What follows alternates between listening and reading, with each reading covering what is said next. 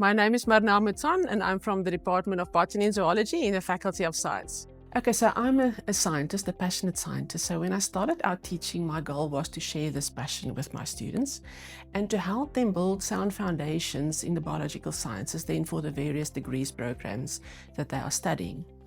But when you work with first-year students, you soon discover that there's a gap between what you think they know and the reality. And I couldn't really I sensed it, but I couldn't really pinpoint what the problem was. So over the years, I discovered that this is known as the articulation gap, and it's this disconnect between school level learning and what we expect from them in higher education. So this took me along a whole journey. It started off with looking at the first year experience, looking at authors like Tinto and Connolly and the work of Kieft, looking at student success, the work of Koo, and others like York and so on. But for me, the most profound influence was when I came face to face with legitimation code theory, shortly known as LCT.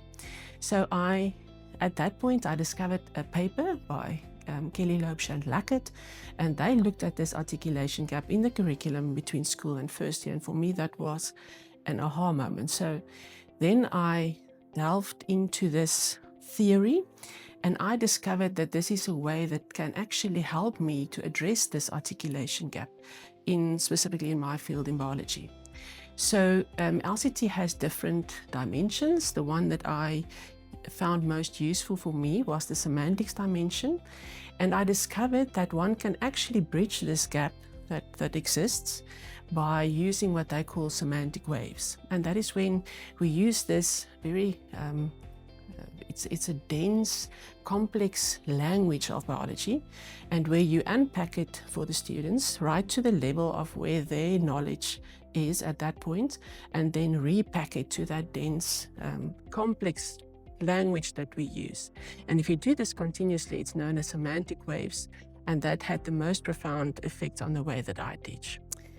My fellowship project looked at what we call the STEM ECP. So that's the extended curriculum program for the faculties of science, agri-sciences and engineering.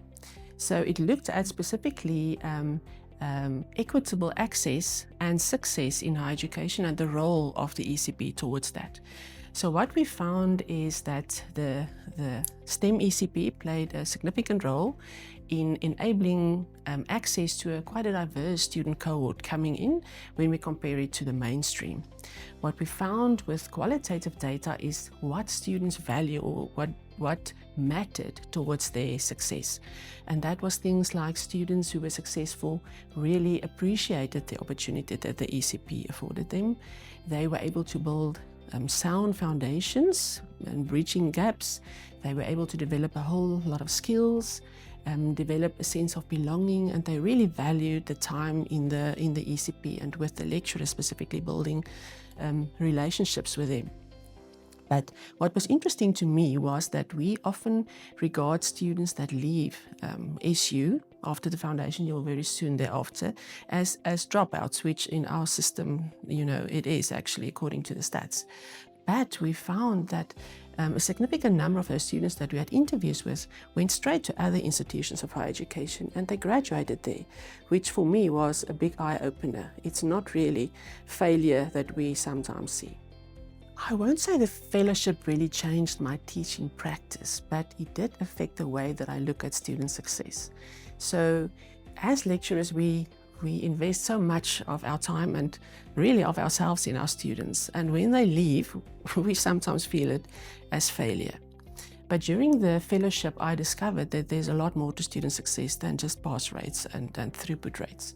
And that they have to build skills and that they need to become engaged citizens that actually play a role in our society. And what we found is that many of those that dropped out actually went to other institutions. They were successful there.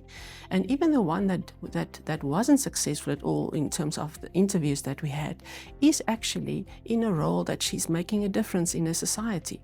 So for me, I think very differently about student success after the fellowship.